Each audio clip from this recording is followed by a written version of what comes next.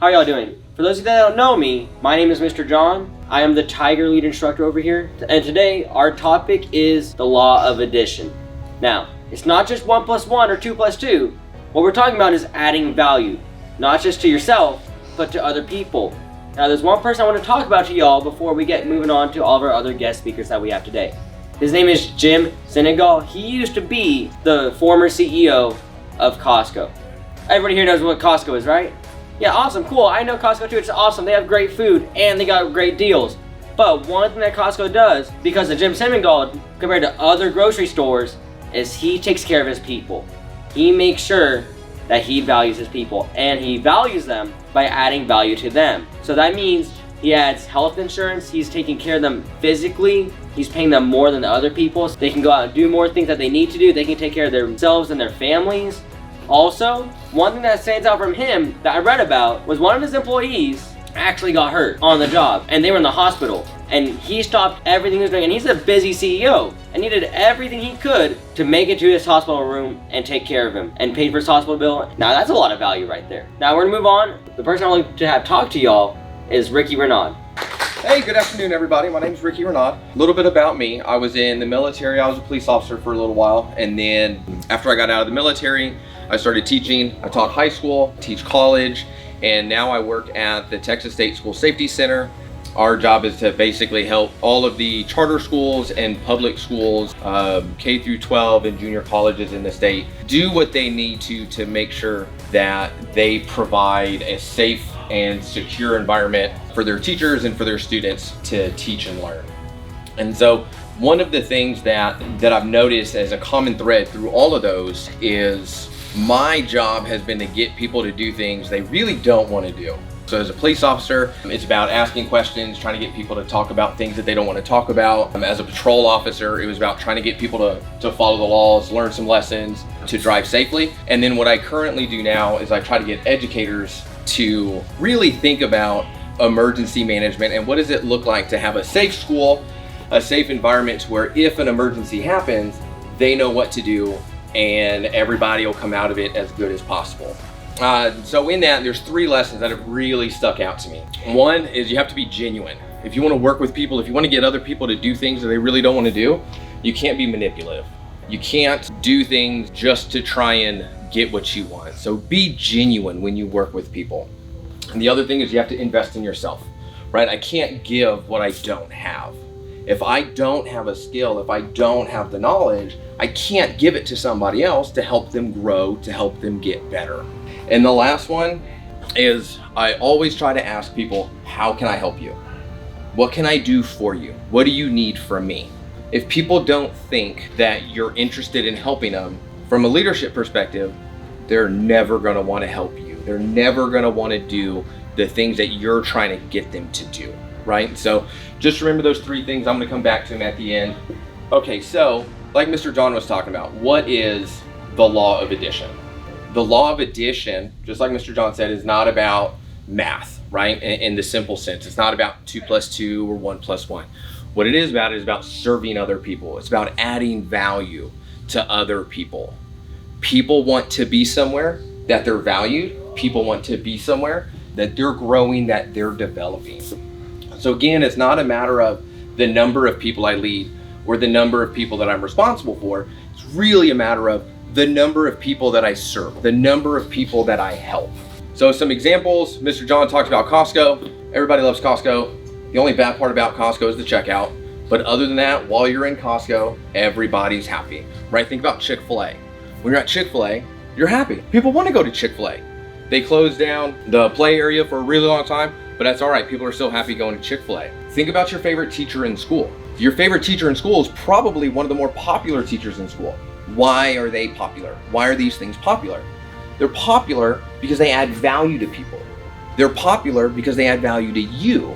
They're places or things or people that you want to be around because they help bring out the best in you, or they help get you the tools or the resources you need to be better. So what is leadership, right? Because that's what we're talking about. What is leadership at the end of the day? Leadership is a matter of influence. If you influence somebody, you have leadership. You don't have to have a title. You don't have to have a certain job. You don't have to have a certain position.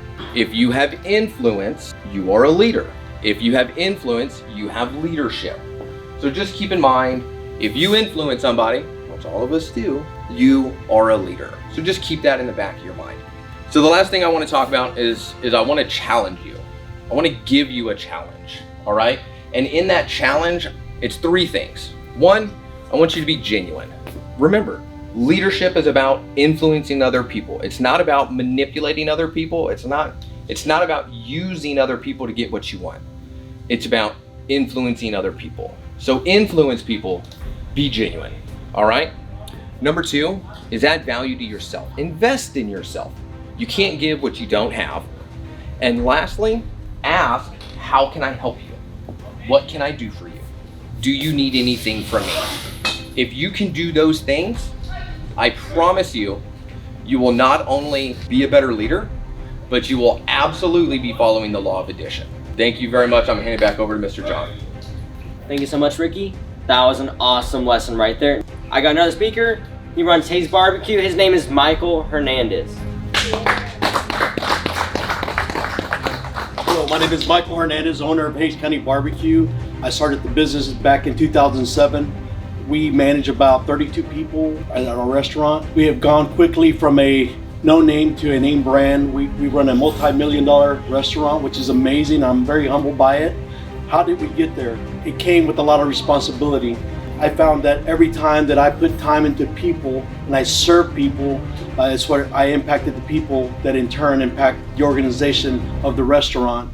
So it's very important, if you want to get somewhere, you look for someone else's success before you look for yourself to get successful. I pour into all my young folks that come through. I take time, I put value into their life. I speak into their lives. The world does an amazing job of breaking them down. I come back around and I try to build them back up. What do I mean by that? What I speak out of my mouth is very positive. Where they have downfalls, I don't focus on the downfalls. I look for opportunities to help them, to build up their character, to build up their skills, to build up their interactions with people. And that's how I started to build this organization, the Hayes County Barbecue Restaurant. We've been very successful and I'm very humbled by it, but it took me pouring into people to get to where we're at. It didn't happen overnight. I live my life where I look to any and every opportunity to speak into someone's life, to help coach somebody, to share my knowledge, because it doesn't matter if I hoard all the knowledge I can get, what good does that do me? That does absolutely nothing. What it does do is if I share it, the legacy lives on. I help other people attain ownership perhaps of one day, live their dream. And if I keep it to myself, it does absolutely nothing. It just goes to waste. So my job is to constantly try to build up folks that come through, help them, coach them. They're not gonna always be around at my restaurant, but wherever they do go, I hope that they take the tools that I've equipped them, that I've shared with them to use either for themselves or somebody else. Now, what I would say to you young folks is, where does leadership start? It starts at home. It starts at home. It's simple. How can you serve your brother? How can you serve your sister? How can you serve your parents? You know what?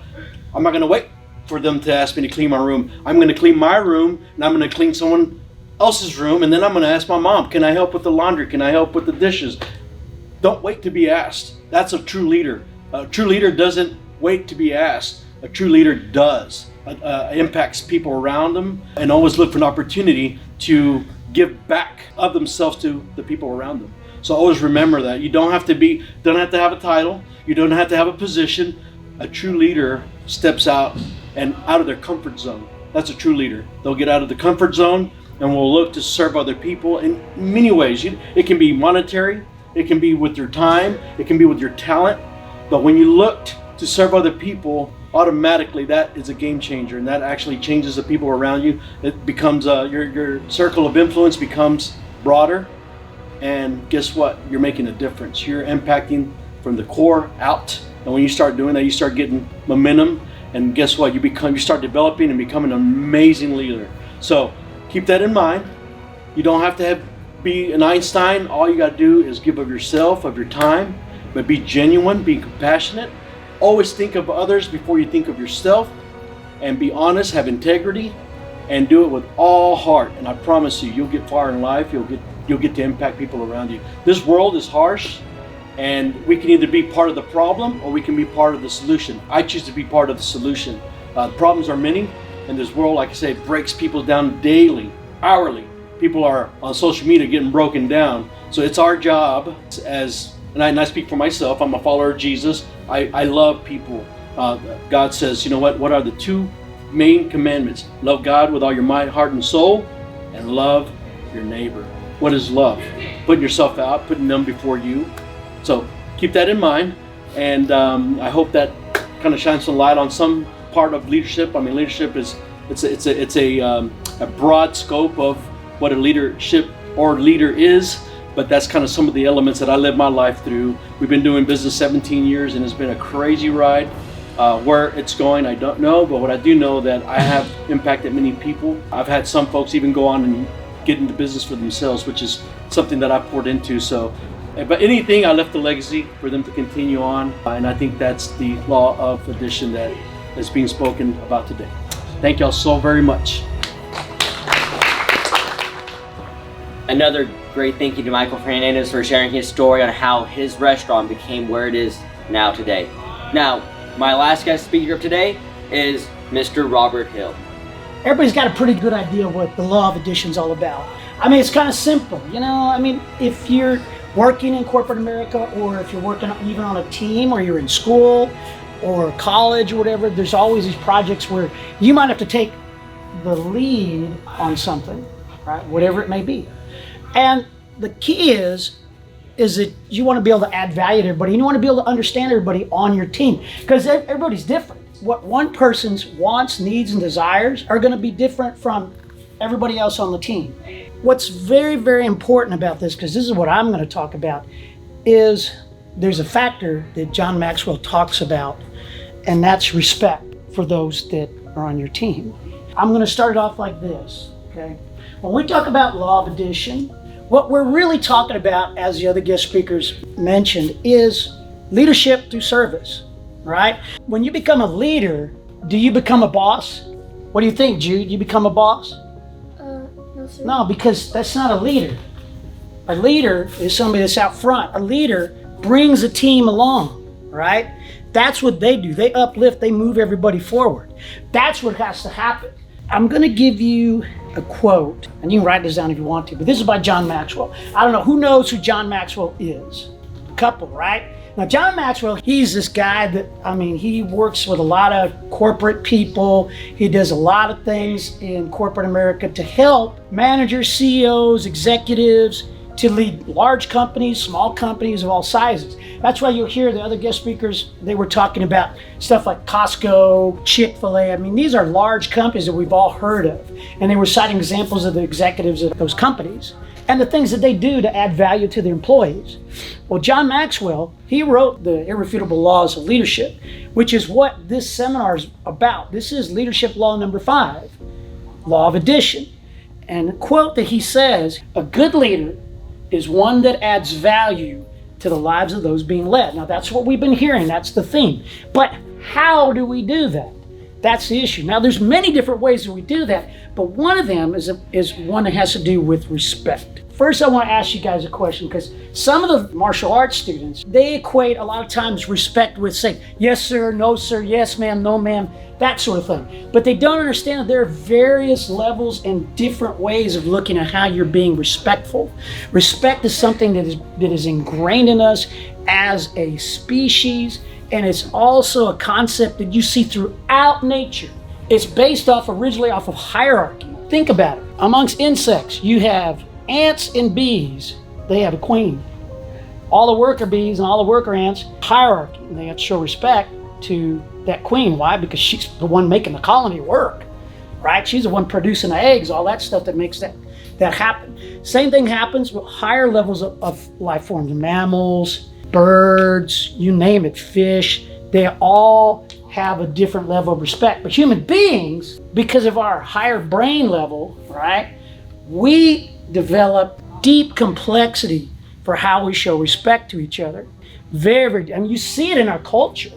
right? You see it in examples of not just here in martial arts where we're bowing to each other and all that stuff, but you see that, for example, like, has anybody heard like a Japanese tea ceremony? Well, that thing's got a whole element of how you're supposed to be respectful in terms of like, you got to turn the teacup this way and then pour the tea in that way. And if you don't do it exactly right, then somebody gets offended and all that stuff. So respect has a lot of different elements to it. I'm going to ask a question. Is respect earned? You know, you hear that, right? Respect has to be earned. Nonsense, okay? That's nonsense. I'm going to tell you why. Every human being and every individual and everything on the planet deserves to have respect. I'll tell you what you can earn. You can earn disrespect, right? Depending on your behavior, how you act and how you comport yourself with other people. But everybody deserves respect. Now, I know what a lot of people say when they think about that term, you know, respect is earned. Well, a lot of that's because of that. There's a different concept about respect, and it's the literal definition in Webster's dictionary, that respect is to show esteem to someone above you because they have great knowledge. But you can still give them respect regardless of their knowledge. It's called human decency, right? That's what it is. Respect. I want to lay this out because I know it's going a little bit off of the law of addition, but this is very important, and just bear with me on this. You're talking about respect for others. What other things can you respect besides other people? What do you think, Jude? You could respect nature. You could respect that. You could even have like respect the planet, right? You know, I remember when I was a kid, maybe probably dating myself here. There was this show they had, was called like Captain Planet. And it was all about like respecting the earth and all that stuff. And he was like a superhero. So that's one way. What's another thing that you can respect? Respecting other people's stuff. Respecting other people's property. All right. What happens if you don't respect other people's property, Anthony? Then you get sued. You could, yeah. You can make them pretty mad, right? Be pretty upset. You can have consequences. That's where maybe you end up earning their disrespect. Because what did you do? You were actually disrespectful to their things, right? But then there's also self-respect. That's the other one, right? Respect for yourself, where you advocate for yourself, where you look to yourself, you raise your esteem, right? Those things are very important. Now, what does that have to do with the law of addition?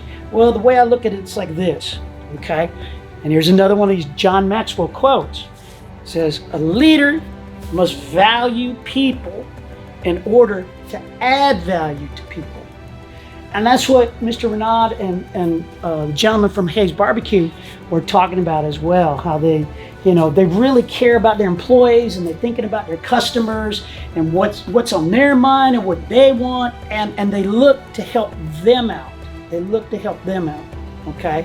As opposed to trying to help themselves. Truthfully, it's like a symbiont circle. My example is working here, okay? My background, for years and years, first I spent a number of years in the United States Air Force, all right? So I was a federal agent, I was a criminal investigator, I worked for the Air Force, catching bad guys doing bad things, right? Then I got out for many years. I was a private detective in San Antonio for about 20 years almost.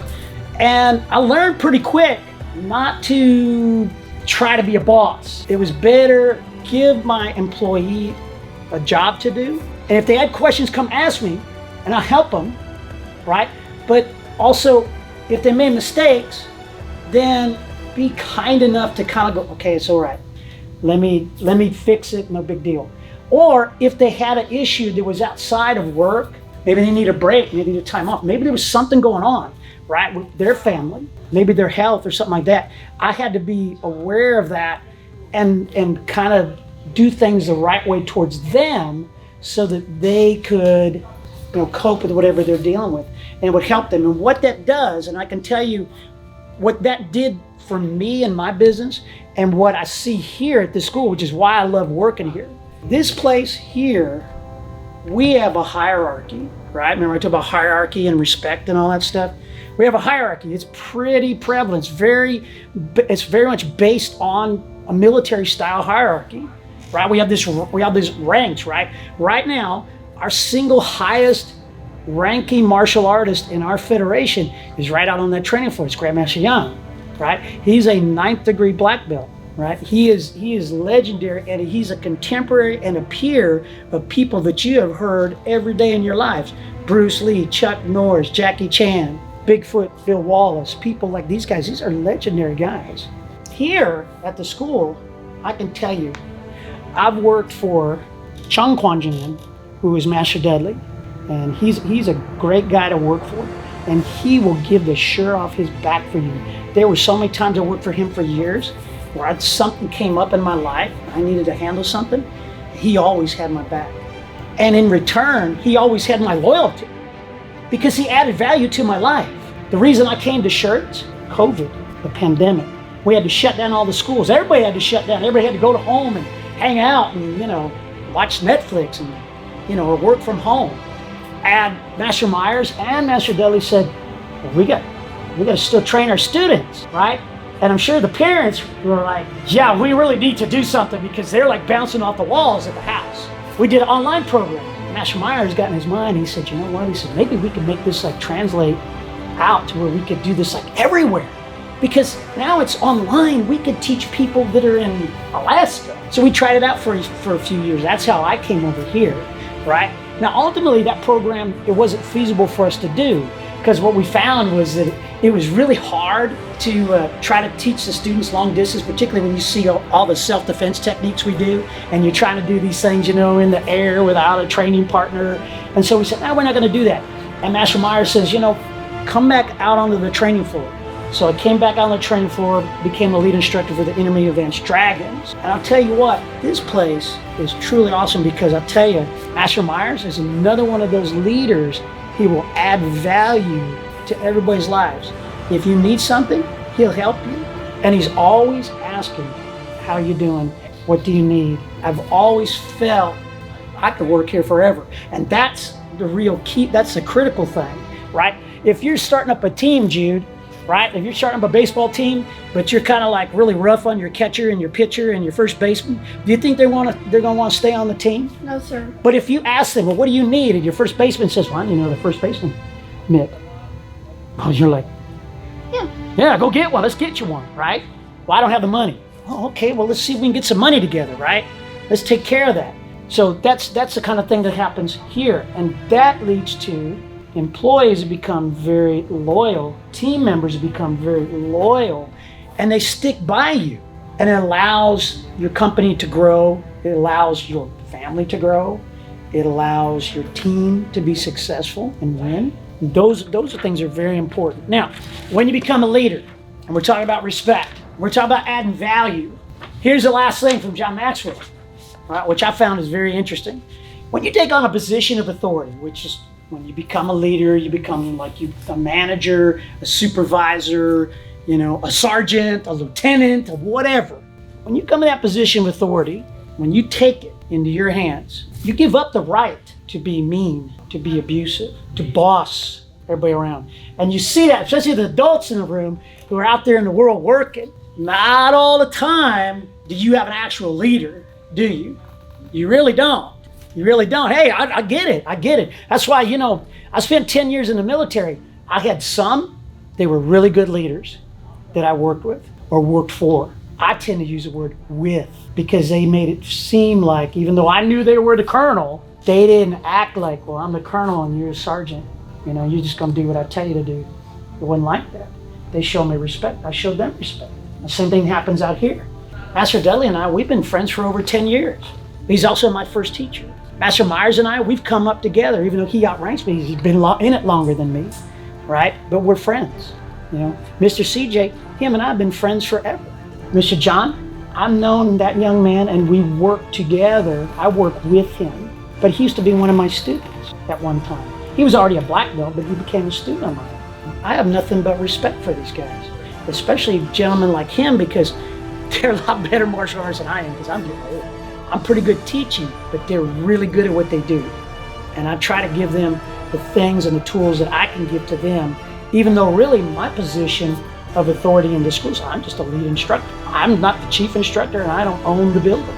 But those are things you have to keep in mind.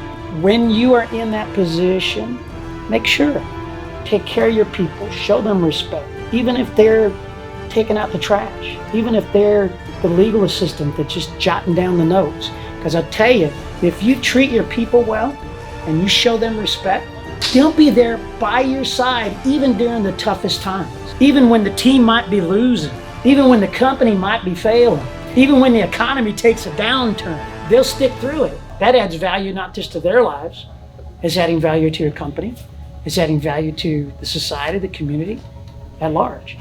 And so I like y'all to take that with you and just remember that the common core to all this stuff is about respect. With that, thank you very much for your time. Sorry I went a little bit long.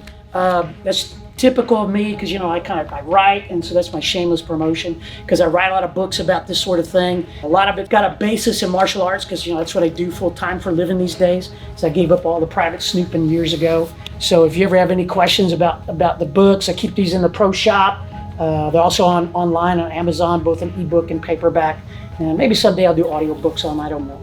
So that's why I'm practicing a lot of this stuff with speaking. I thank y'all. I wish y'all a good weekend and have a good day. Thank you so much, Mr. Robert. Now, before we end, we talked about the law of addition and adding value. But one thing I want you to think about before we end, think about how you can do this at home and to the people around you. How can you add value to them? How can you show that they care? That's what I want you to think about, and not only think about, but also try it and do it. That's how you can add value. Thank you all so much for your time, and I hope you all learned something very valuable today.